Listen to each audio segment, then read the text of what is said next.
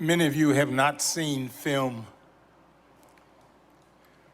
of Jacksonville, and in some instances, film of some of the things that happened in the civil rights movement. So at this juncture, we're going to run a film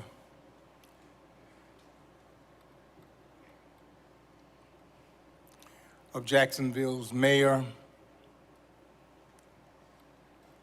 a young man named Richard Parker, white student who participated with us, who was arrested and beaten in jail, had his jaw broken in 3 or 4 places, had his shoulder dislocated because he was labeled a nigger-loving racial agitator. Understand, during the sit-ins, when we sat in at Woolworth, which is where the federal courthouse is, on this corner of Hogan and Monroe,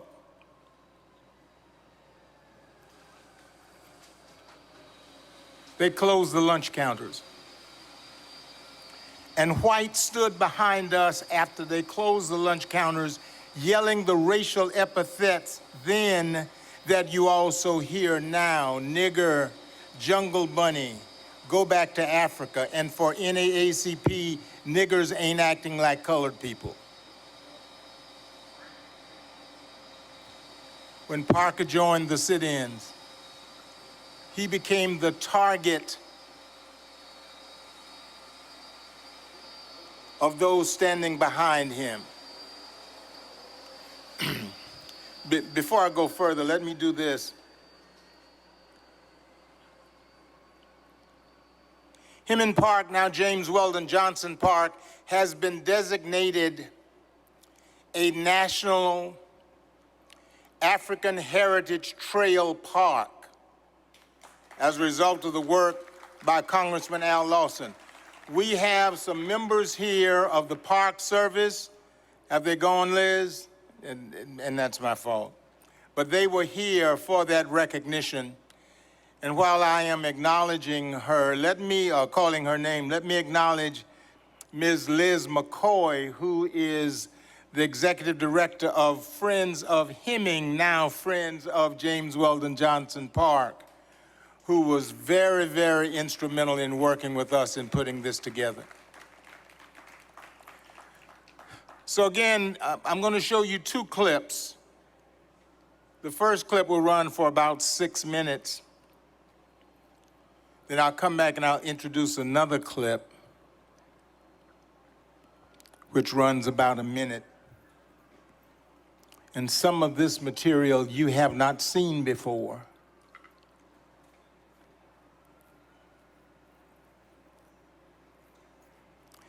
Again, there were no police downtown.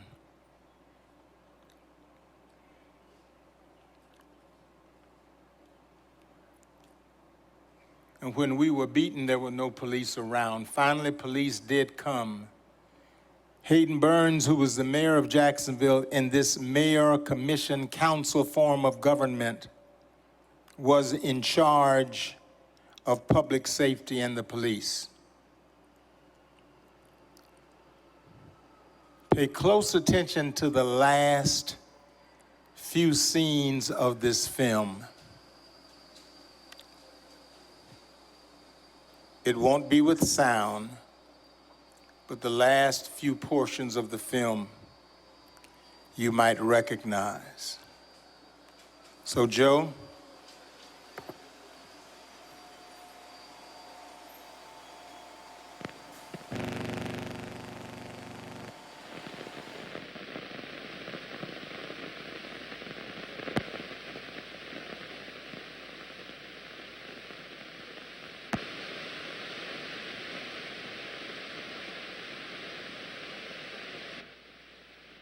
Mayor, were you surprised at this outbreak?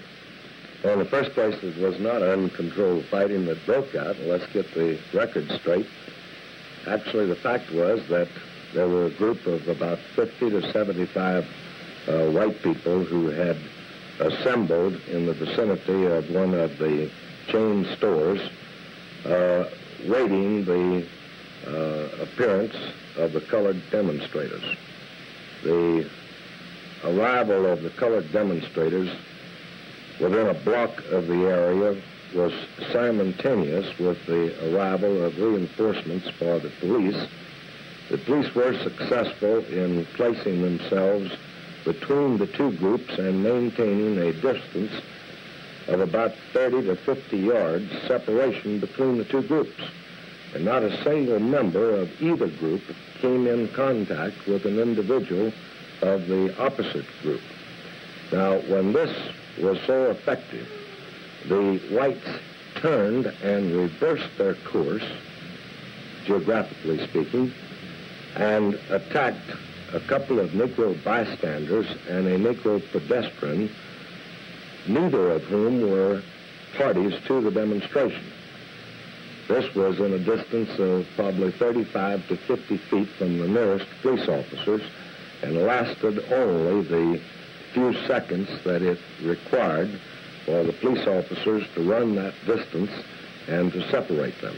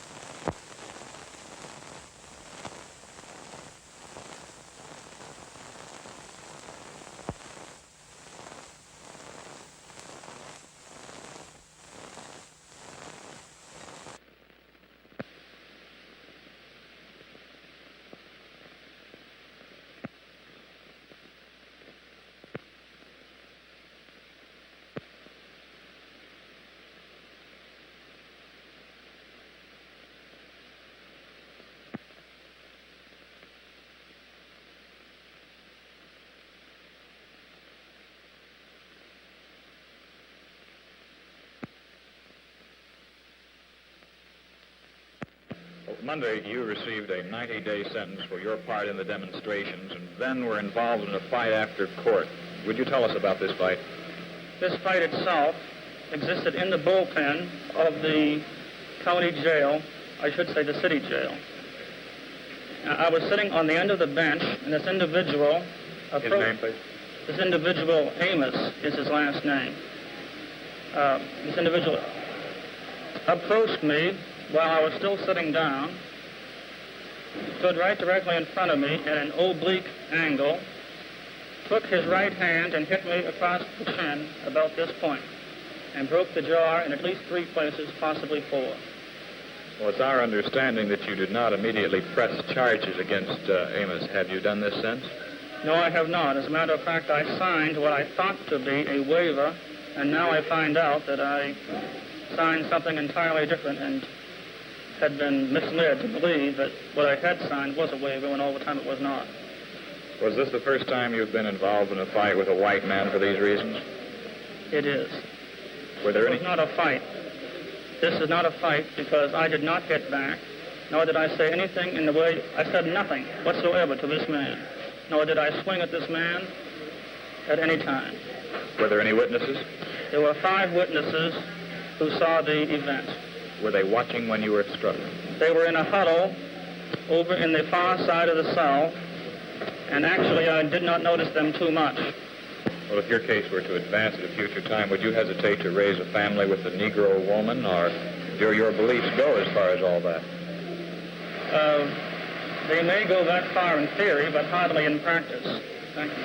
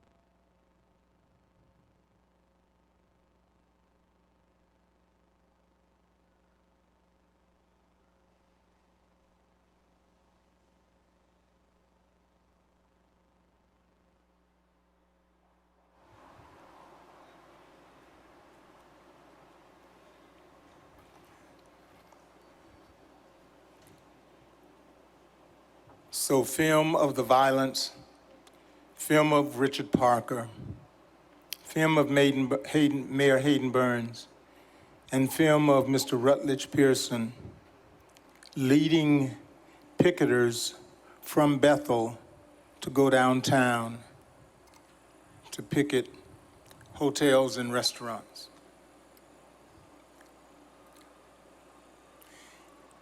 In 1964,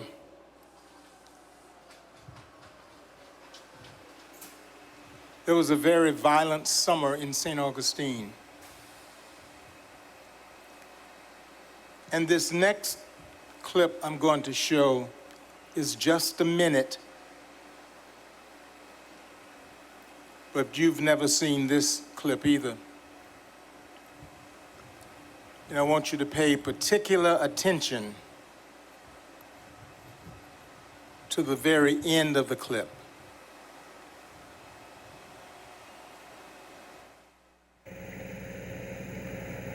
Nightly demonstrations of from 200 to 400 Negro marchers paraded to the downtown plaza around the old slave market, where as many as 1,000 people would gather and gangs of up to about 150 whites attempted to attack the Negroes. Troopers who were working with city police and sheriff's deputies attempted to protect the lines of marchers from the attacking white men and youths who milled around the park. New lights were installed to give enough illumination to light the old park area. Several persons were injured, a number of arrests were made, and one state trooper was splashed with sulfuric acid, which fortunately was washed off quickly, resulting only in a slight burn. Martin Luther King Jr. and 17 other persons were arrested on June 11th in an attempt to eat in a segregated restaurant. King had been arrested about 16 times previously in other southern states in integration demonstrations.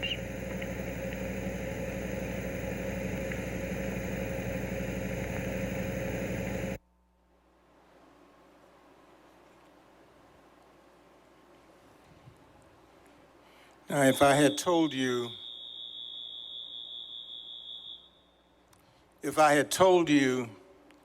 that Martin Luther King was arrested,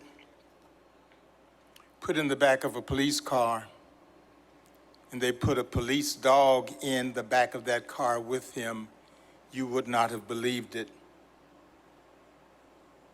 But you saw it.